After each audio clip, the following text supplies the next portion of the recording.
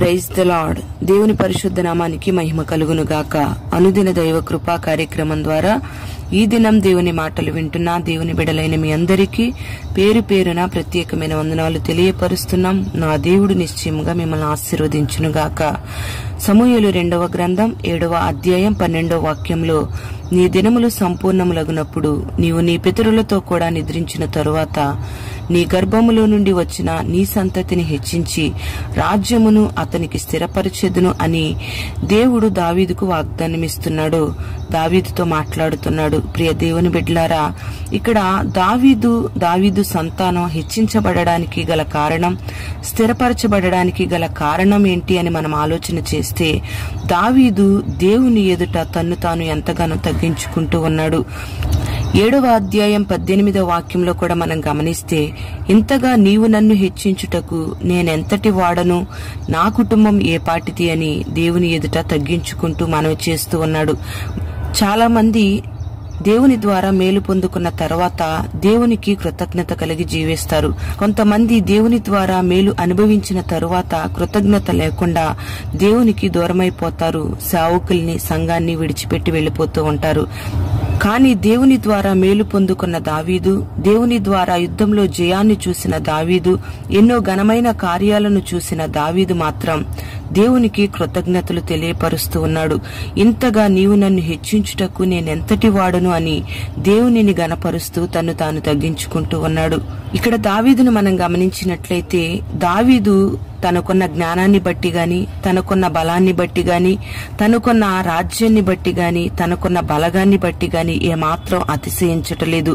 తనకున్న అతిశయమంతా దేవుని కృపేనని ఇక్కడ తలంచుకుంటూ దేవుని మీద ఆధారపడి దేవుని నామాన్ని మాత్రమే గణపరుస్తూ ఉన్నాడు. తన కుటుంబాన్ని తన్ను తాను తగ్గించుకుంటూ ఉన్నాడు. మరి చాలా మందిని మనం గమనించినట్లయితే, వారికున్న బలాన్ని బట్టి, ధనాన్ని బట్టి, వారికున్న ఆస్తులను బట్టి వాళ్ళని వాళ్ళు హెచ్చించుకుంటూ ఉంటారు గాని దేవుని ఎదుట మాత్రం తగ్గించుకున్నట్లుగా నటిస్తూ ఉంటారు. మరి పరిశుద్ధ గ్రంథంలో యోహాను సువార్త 3వ అధ్యాయం 30వ వాక్యంలో మనం గమనిస్తే, యోహాను కూడా దేవుని ఎదుట తగ్గించుకుంటూ ఉన్నాడు. అతడు మండుచు ప్రకాశించే దీపమని, స్త్రీలు కనిన వారిలో గొప్పవాడని, పరిశుద్ధాత్మతో నిండుకున్నవాడని యేసయ్య ద్వారా సాక్ష్యం పొందుకున్నప్పటికీ కూడా ఆయన హెచ్చవలసి ఉన్నది, నేను తగ్గవలసి ఉన్నది అని దేవుని ఎదుట తగ్గించుకుంటూ ఉన్నాడు. పరలోకము నుండి దిగివచ్చిన యేసయ్యను కూడా మనం గమనించినట్లయితే, ఆయన పరలోకం నుండి భూలోకానికి దిగివచ్చి తన్ను తాను తగ్గించుకొని తన్ను తాను రిక్తునిగా చేసుకున్నాడు. అంటే ఏమీ లేనివానిగా అంతగా దీనమైన స్థితిలోనికి ఆయన వెళ్లిపోయాడు. మరి సిలువలో మరణం పొందినంతగా కూడా ఆయన తగ్గించుకున్నాడు. అందుకే యేసయ్యను అన్ని నామాల కంటే ఉన్నతమైన నామం కలిగిన వాడని దేవుడు గణపరచటం జరిగింది.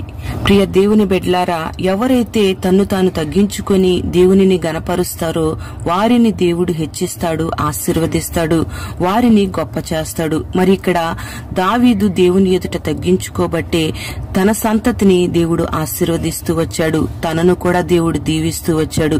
మరి ఈ దినాన ఈ మాటలు వింటున్న నీకు కలిగిన దానిని బట్టి నువ్వు అతిశయించకుండా దేవుని ఎదుట నిన్ను నీవు తగ్గించుకున్నట్లయితే నిన్ను ఆశీర్వదించడమే కాదు, నీ సంతానాన్ని ఆశీర్వదించి నీ సంతానాన్ని హెచ్చించి స్థిరపరచబోతూ ఉన్నాడు.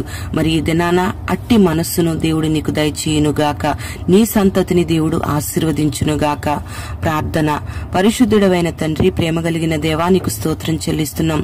ఈ దినం ఈ మాటలు విన్నని బిడ్డలందరినీ పేరు పేరున మీరు ఆశీర్వదించండి. దావీదు సంతతిని మీరు ఆశీర్వదించి స్థిరపరిచిన రీతిగా ఈ మాటలు వింటున్న బిడ్డలందరినీ మీరు ఆశీర్వదించండి. వారికి ఇచ్చిన సంతానాన్ని మీరు దీవించమని ప్రార్థన చేస్తున్నాం. ప్రతి ఒక్కరూ కూడా మీరు చేసిన మేలులకు కృతజ్ఞత కలిగి నీ ఎదుట తగ్గించుకొని తగ్గింపులో ఉన్న ఆశీర్వాదాలను పొందుకోవడానికి మీరు కృప దయచేయండి. నీ నామాన్ని హెచ్చించి గణపరిచేవారిగా మీరు బిడలకు మీరు కృప చూపి సహాయము చేసి మహిమ మీరు పొందుకొనమని యేసు నామములో అడుగుచున్నాము తండ్రి. ఆమేన్.